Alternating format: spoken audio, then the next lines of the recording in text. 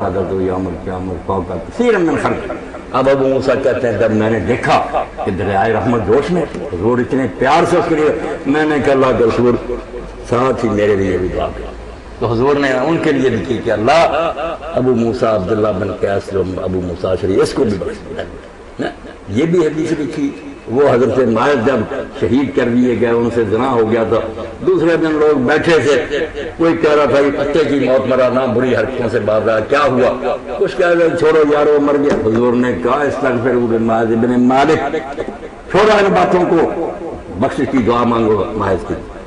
اب جب قبر پر دعا کرتے کہیں نہیں آیا آپ جو بندی اعتراض بھی کرتے کہ ویسے ہی کھڑے کھڑے دعا کرو ہنسا کا،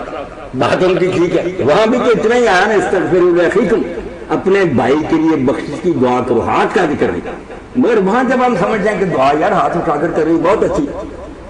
تو یہی یہاں سمجھو کہ جب آپ نے بیٹھے ہوئے لوگوں کو کہا موت کے بعد دوسرے کہ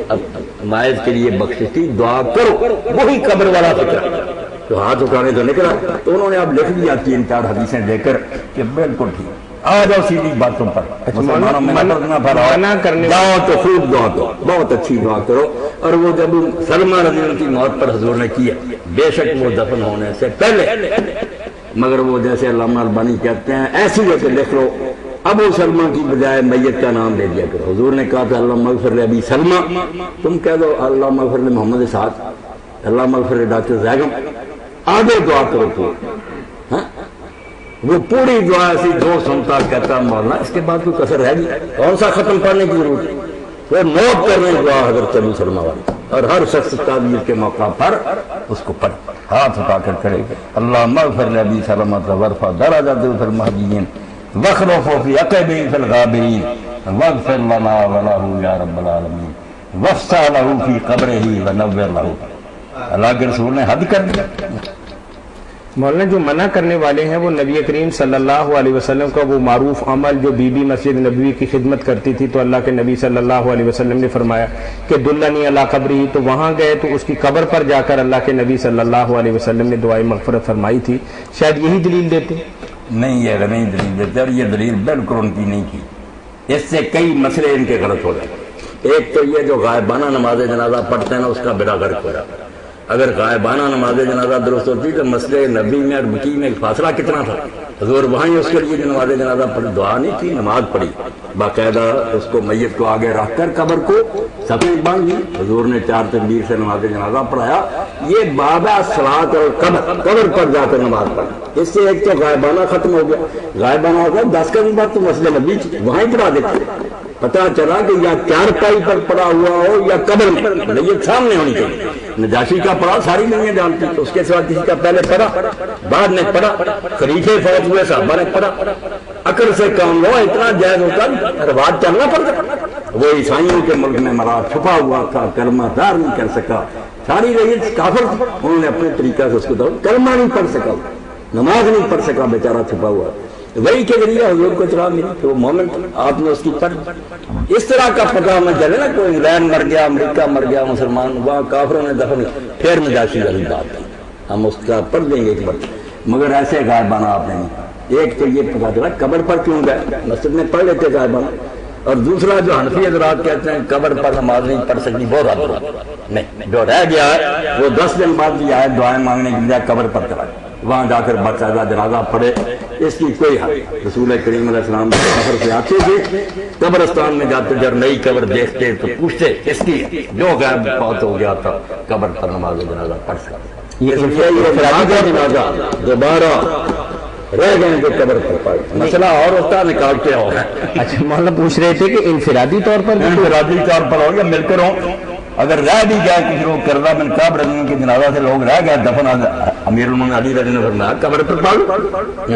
تو جو مسئلہ ہو وہ اور ہوتا ہے، اس سے نکال کچھ اور لیتے، دعا وغیرہ کا کوئی نہیں، یہ قبر پر نماز جنازہ پڑھنے کا مسئلہ ہے، بالکل ٹھیک ہے جی۔ جزاکم اللہ خیر۔ ایک بھائی کہتے ہیں کہ میں ٹیلی ویژن نہیں دیکھتا اور نہ ہی اسے دیکھنا پسند کرتا ہوں، لیکن بعض اوقات حالات ایسے ہو جاتے ہیں کہ مجھے خبریں وغیرہ سننے کے لیے ٹیلی ویژن آن کرنا پڑتا ہے، تو کہتے ہیں کہ جب ٹیلی ویژن آن کرتے ہیں تو بڑی زیب و زینت کے ساتھ وہاں جو خبریں پڑھنے والیاں ہیں یا کچھ اور لوگ ہوتے ہیں، تو اس کے دیکھنا تو مجھے کچھ ناگوار سا لگتا ہے، لیکن میری کچھ رہنمائی فرما دیں۔ بس رہنمائی کیا فرمایا ہے تو یہ لعنتی جو پوری دنیا پر مسلط ہے ظالموں کے قبضہ میں،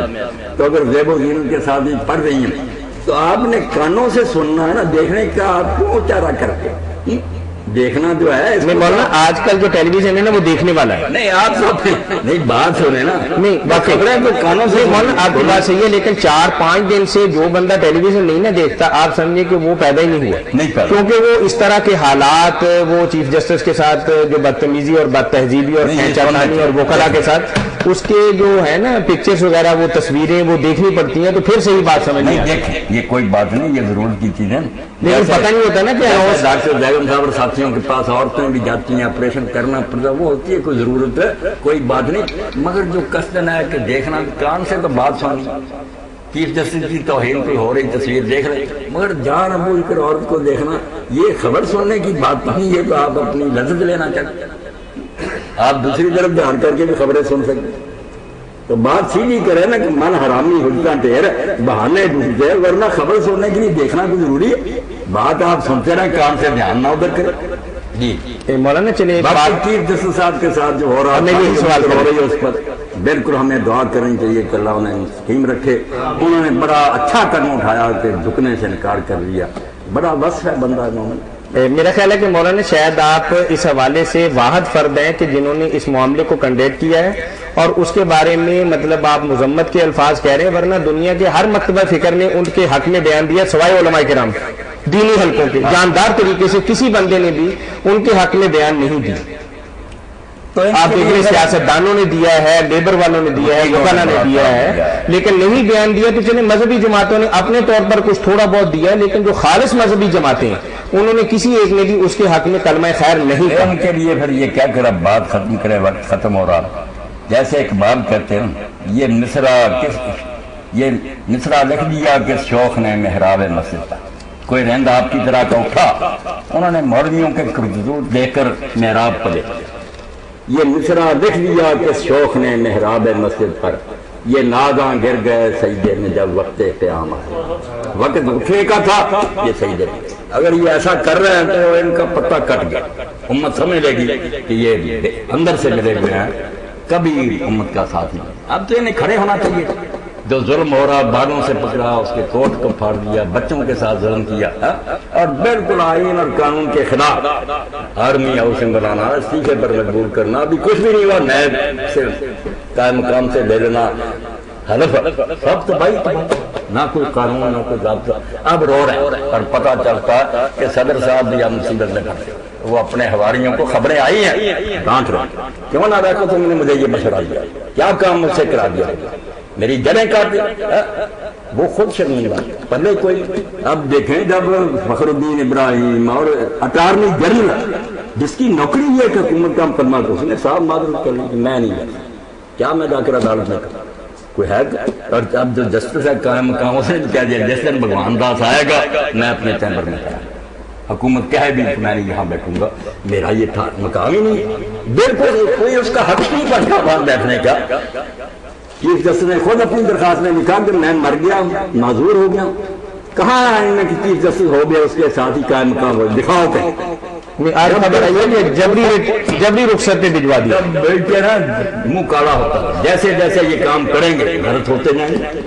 جبری رخصت پر بھیجنے کا کیا، جب یہ خود قائم مقام بھی مانتا کہ اب بھی یہ چیف جسٹس ہے اور کوئی غیر فعال نہیں، کوئی اس کو روک نہیں سکتا، کوئی آئین میں دفعہ بے شک درخواست ہوتی، انکوائریاں ہوتی رہتی، کام سے نہیں روک سکتا، سب کچھ یہی اللہ پاک فرماتا میں لاٹھی بھی مارتا مت ٹوٹی گئے، دماغ خراب کر دیتا ہوں، غلط کام کرتے ہیں منہ کھڑا ہو جاتا۔ اب پوری دنیا جو بھی قانون دان ہے، مسلم غیر مسلم، ہر جگہ سے تو لعنت آ رہی ہے، کیا کر رہے ہیں اس ملک کے چیف جسٹس کا یہ اثر ہو رہا، 2 جج سول جج اور سیشن جج ملازمتیں چھوڑ دی، ایک نے صاحب کہا کہ 6 سال رہا ہوں کوئی ایک داغ میرے اوپر دکھائے، مگر میں ایسی ملازمت پر لعنت دے